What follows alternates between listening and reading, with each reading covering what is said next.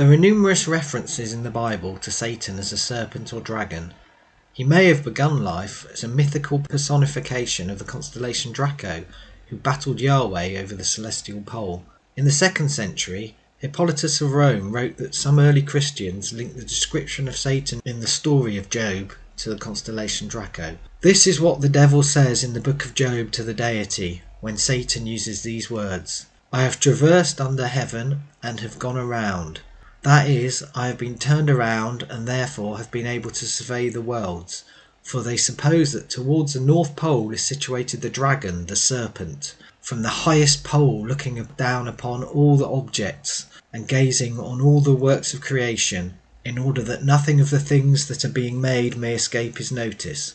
For though all the stars in the firmament set, the pole of this luminary alone never sets, but careering high above the horizon, surveys and beholds all things, and none of the works of the creation, he says, can escape his notice." The book of Revelation may also make a connection between Satan and Draco. Then war broke out in heaven. Michael and his angels fought against the dragon. The dragon and his angels fought back, but they weren't strong enough, and they were forced out of their places in the sky. And the great dragon was thrown down, the serpent of old, who is called Devil and Satan, who deceives the whole world. He was thrown down to the earth, and his angels were thrown down with him. Here the devil is expressly called the dragon in heaven, i.e. the constellation Draco, and is also linked to the serpent of old in the Garden of Eden. We are told that the dragon loses its fight with the angel Michael and is forced from its place in the heavens and thrown down towards earth. The star Thuban in Draco had been the pole star in the 3rd millennium BCE, but was gradually moving away from the pole due to precession. Given the way the ancient Israelites and Jews viewed the heavens as a dome or canopy above the earth, Draco would have appeared to be falling down from the summit of heaven towards the earth. Although he didn't understand the cosmology behind the myth, Tertullian wrote in the 3rd century, "God's holy mountain, that is to say, in the heights of heaven, from which the Lord testifies that Satan fell." There's also a passage in Ezekiel that may refer to the fall of the serpent from the Garden of Eden. It's addressed to the king of Tyre, but early Christians took it as referring to Satan. Tertullian stated that in the person of the prince of Tyre it is said in reference to the devil. Origen also claimed that the passage actually referred to Satan. This makes good sense when we read it. "You were in Eden, the garden of God. You were anointed as a guardian cherub, for so I ordained you. You were on God's holy mountain.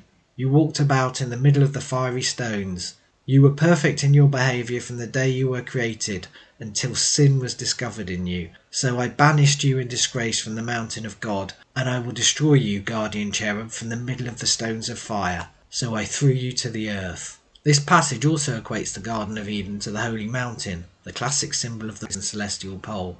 A 1st century BCE Jewish text called the Testament of Job also possibly makes a link between Satan and Draco. It describes Satan with, "For he has loved the beauty of the serpent and the scales of the dragon. His gall and his venom belong to the northern one." Yahweh is also depicted fighting this dragon in the Old Testament, generally under the names Leviathan or Rahab.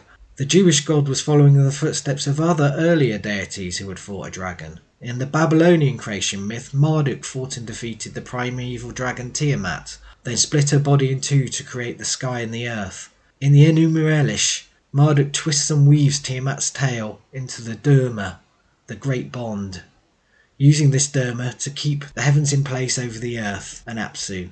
The Durma sounds like it's a version of the world axis. Marduk then uses Tiamat's crotch as a wedge to hoist the heavens upwards and prevent them from falling. We find the same battle between sky god and dragon in other ancient religions. In Hinduism, Indra fights the dragon Vritra. The Rig Veda predates the Bible and states of Indra, "He killed the dragon on the mountain with roaring thunderbolt."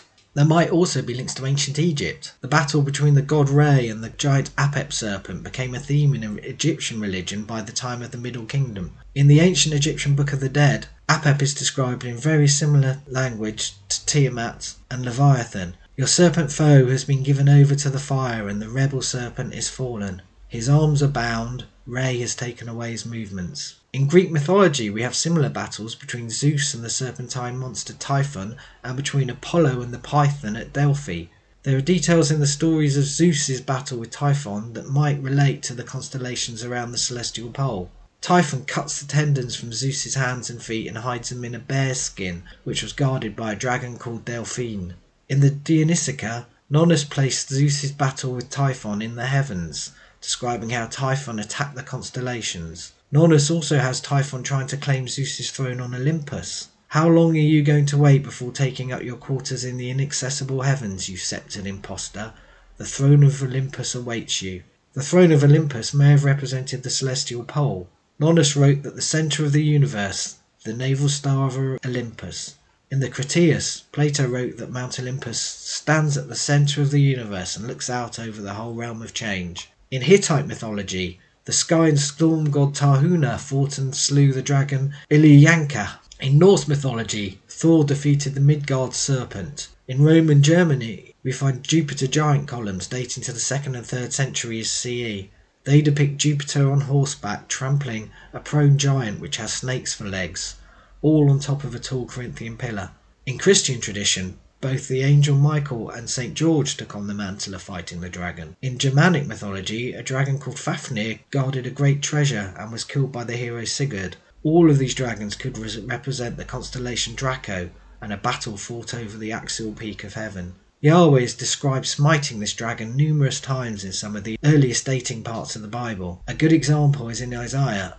On that day Yahweh with his fierce, great and powerful sword will punish Leviathan, the piercing serpent. Leviathan, the twisting serpent, he will slay the dragon. This motif of Yahweh smiting Leviathan derives from the Canaanite god Baal's battle with the serpent Lotan, which is depicted in the Baal cycles of stories found at Ugarit, dating to the 13th century BCE. The very name Leviathan probably derives from Lotan, as may the name Ladon, the dragon who guarded the garden of the Hesperides in Greek mythology. The name Lotan means coiled, which could link it to Draco, which crawls around the celestial pole, as well as the motif of the serpent crawled round the tree.